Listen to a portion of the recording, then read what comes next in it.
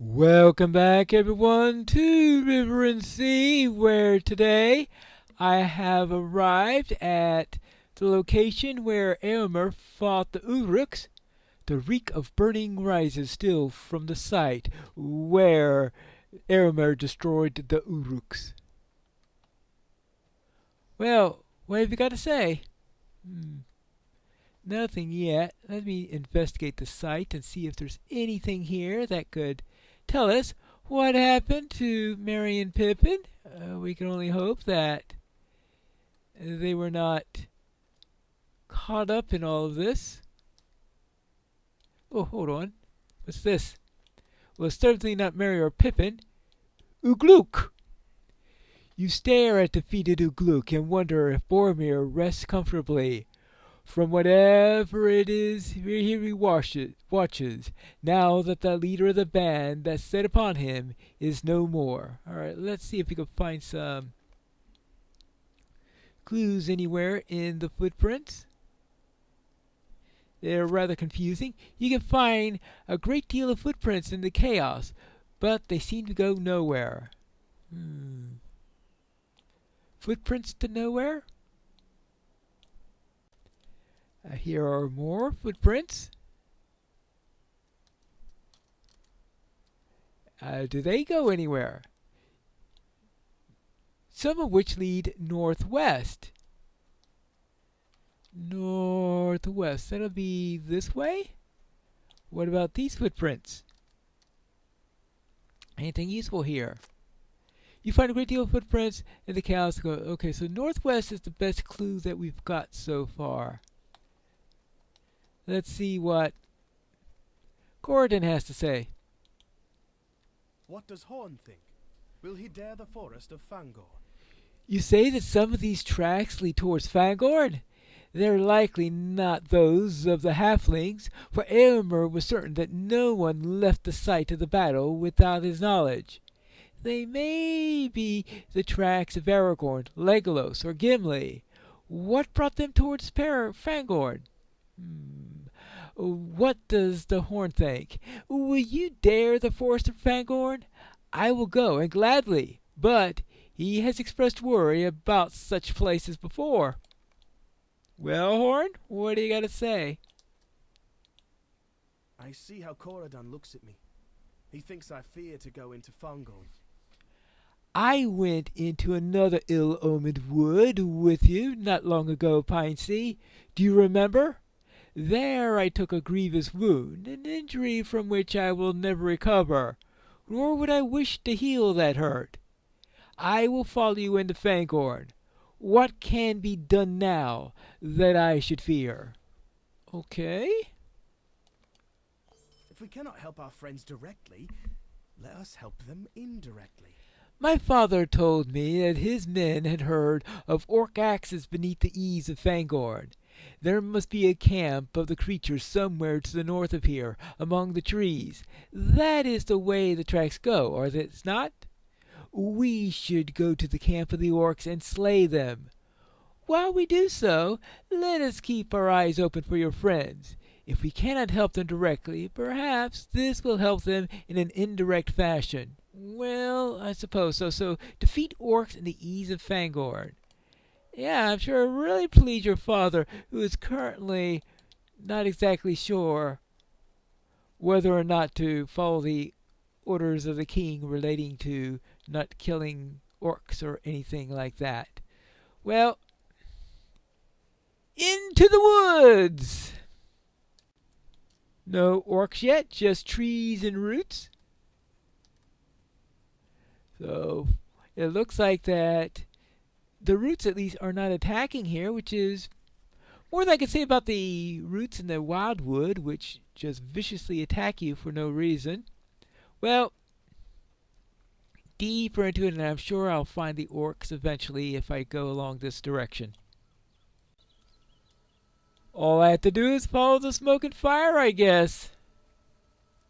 Ah! An orc! One orc down. Spending time going, ah! means that soon he'll be going ah for a completely different reason. Hey, down before I could even get my best attack in. There you go. That time I got it in. Once every 3 orcs, I get a proper attack through.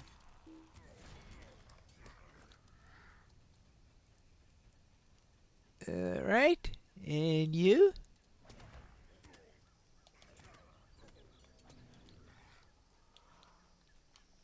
Each orc finds its own way to die. Are there any of those left? You hear a voice coming from the misty hollow south of the orc camp. Well, I suppose not. So let's go and find this voice. Is it Horn's voice? Is it Corridon's voice? Is it Merry's voice? Is it Pippa's voice? Aragorn's? Gandalf's? Well, maybe not Gandalf's. Saruman's? Actually, that's right. I've already run into Gandalf after his encounter with Balrogs and all. Alright, now let's see. Ah! It looks like an it.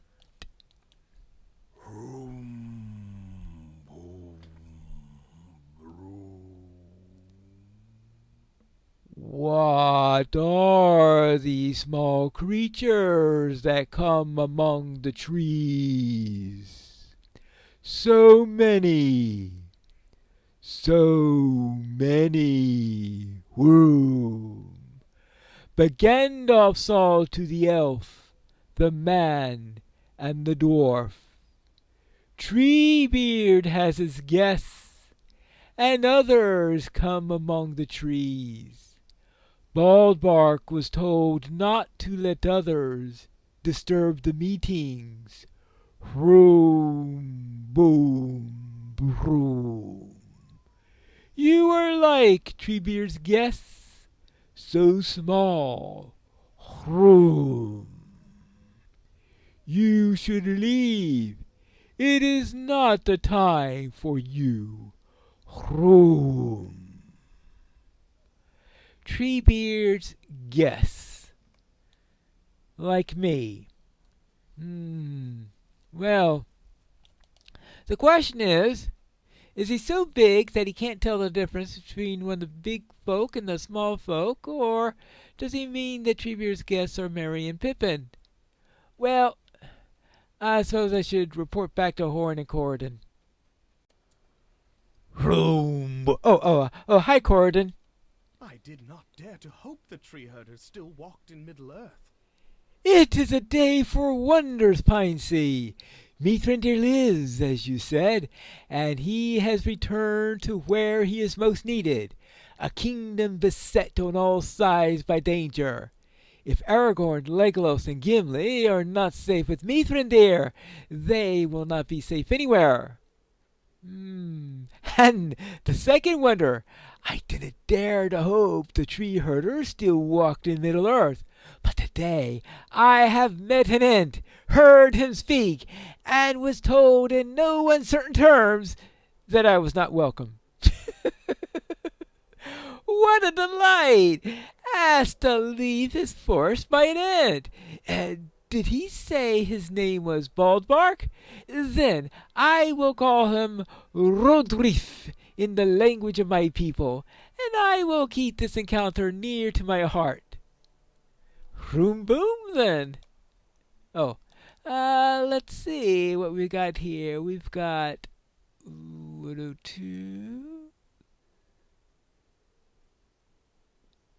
Yeah, okay. I guess I'll take this. Let us return to Eoworth and see if Eomer remains there with his men.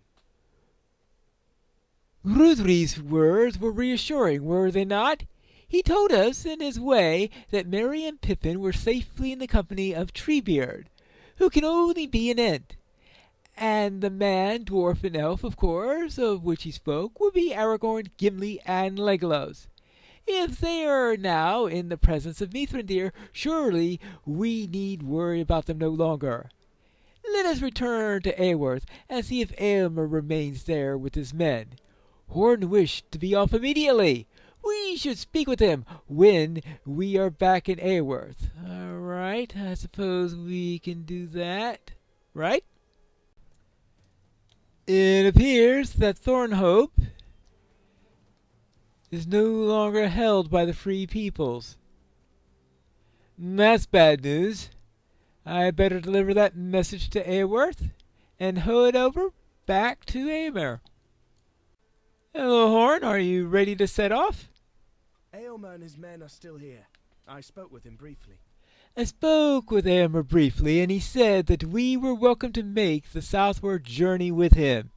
He has a few places that he would like to stop along the way, including the Stone of Weringe.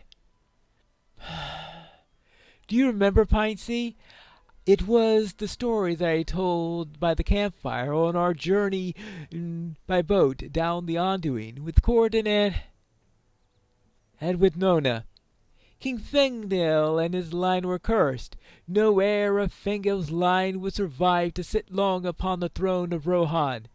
Many thought that the curse had been broken by Prince Theodred, but it seems that it was not so. Aylmer wishes to visit the stone, and you must understand why. With the prince dead, he, as Theoden's nephew, is now the next in line for the throne. He is he's of King Fengale's line, and the curse must now be ever in his thoughts. Speak with Aylmer, but gently. Who can know what it must be like to live under such a curse? Well, I suppose we're going to find out in a moment. Hello there, sir. What a strange tale you weave. Did you learn anything about your friends from the site where they destroyed the Uruks? What a strange tale you weave, Pinesea. To think such peculiar things persist under the light of the sun in these days. Tell me when you're ready to depart, and my men will be ready. There are a few sites I would like us to visit on our way south to Snowbourne, and from there we will go to Edoras. All right. You are welcome to ride with my men and I on our southward road. But there's one place that I have planned to stop before we reach Snowbourne. Have you heard of Weringe Stone? It is involved in the tale of Rohan, and I am quite interested in seeing it again. I have business in Snowbourne, but first I would see Wyrgendar's stone. Will I next fall to the crone's curse? Well, that's for time to tell. There it lies, Pinesea, the stone of Weringe. Do you know the tale? Of course, you would know it. How could you travel with a bard such as Horn and not know of it? It's a popular tale, though it is grim and unpleasant. I expect it is true in all lands. The people enjoy stories that seem to explain their poor lot or continued hardship. All right. The Mark's finest lore masters pored over the words of Weringe's curse. They read it thus, that no man born of Fengale or his heirs will survive to sit long upon the throne.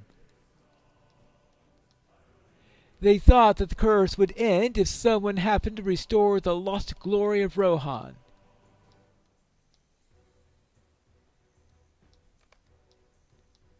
And there it is up there.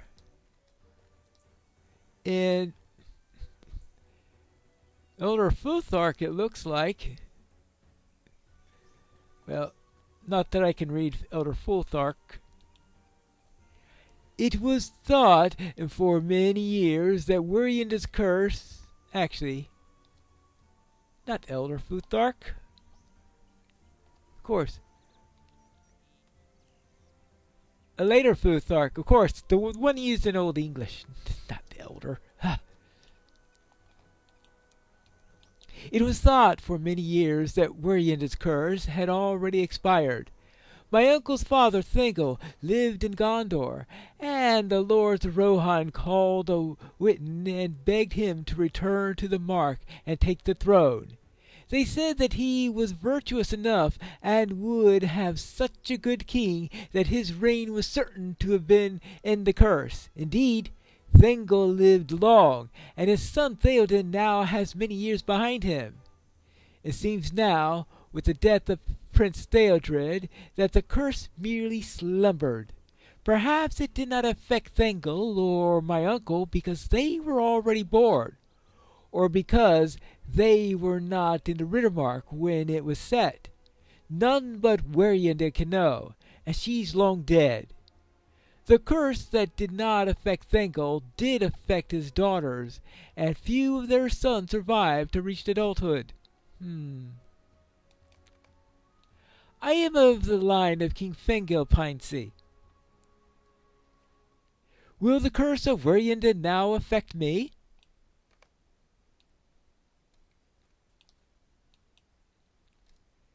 The deeds of the past often have grave effects on the present Pinesea. Curses have power, and with the force of belief behind them, they can become even more powerful. How else can the misfortune of Fengel's line be explained? And how will knowledge of the curse affect Eomer's actions now? The people of Rohan need him to be strong. He cannot cower in fear of Werienda's memory, or his people will suffer. And what does Horn have to say? No, actually, it's hard to tell what Horn will say about that, because he didn't believe in the soothsayer, but he's the one who told me the story about this curse. I had been so certain that the curse was broken, as had all of Rohan.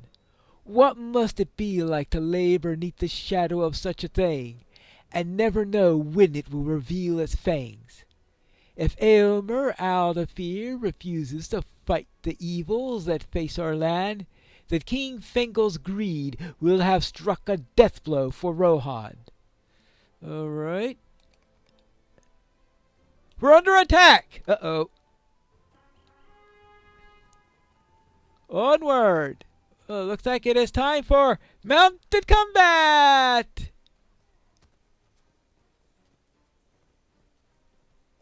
Okay, here we go. 8.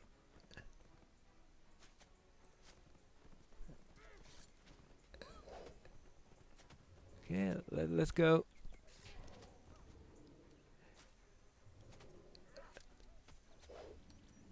That's the problem is I want 2 at a time.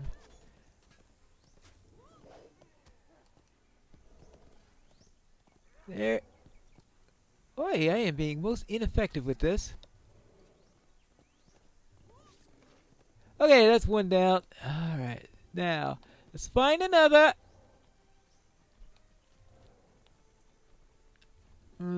Problem is, I'm always choosing the wrong target, I think. There we go.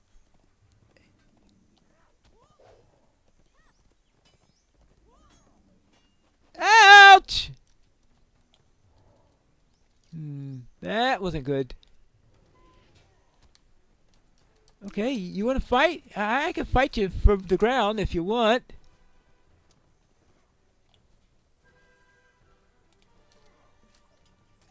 What do you think about that? Yeah.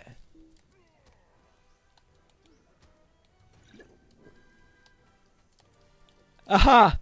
Yeah. No, now he runs. Oh, hey, can the bolas do anything to him? No, absolutely not. Oh well. Come on. Okay, fine. You want me? I'll do it to you.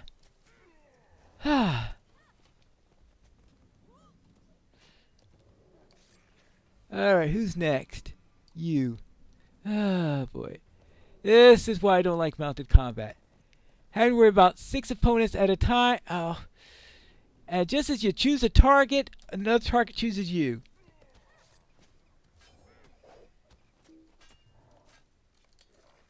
Okay, fine.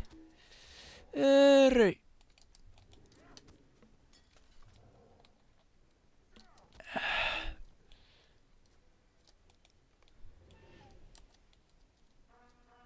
Oh, okay. It's over. They run off now as soon as you kill 6 of them. There are a lot more than 6 of them around, though. All right.